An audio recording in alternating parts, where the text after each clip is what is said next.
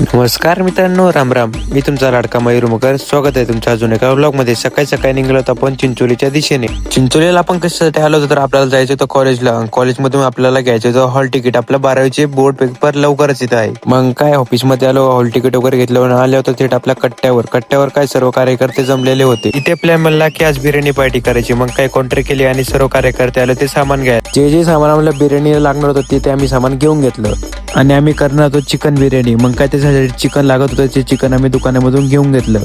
Chicken घेतलं आणि या कार्यकर्त्यांना आम्ही काळ्या पिशव्या घेऊन पाठवलं होतं घरी चिकन शिजवण्यासाठी.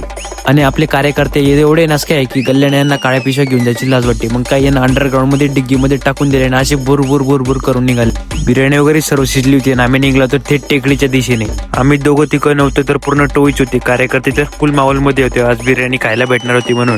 टेकडीवर पोहोचलो होतो आणि सर्व कार्यकर्ते माहोलमध्ये गाड्या लावत होते. आता सर्वांच्या पोटात कावळे ओरडायला लागले होते. मग काय अशी निघाले होते टोपले घेऊन, कोणी जार घेऊन. ही मजा वेगळीच आहे बरं का. तुम्ही पण कधी अशी मित्रांसोबत शेतामध्ये किंवा टेकडीवरती बिर्याणी पार्टी केली आहे का? कमेंट मध्ये नक्की सांगा बरं. तो बिर्याणी खायला बसलेले होते आणि तेवढ्यात काय झालं बघा, आपल्या कार्यकर्त्यावर झाला अचानक भयानक मध्ये हमला का झालाय आणि कार्यकर्ता एवढं जोरात का रडलाय? तुम्हाला जर बघायचं असेल तर नेक्स्ट पार्ट बघायलाच हवा. त्याच्यासाठी फॉलो करून ठेवा.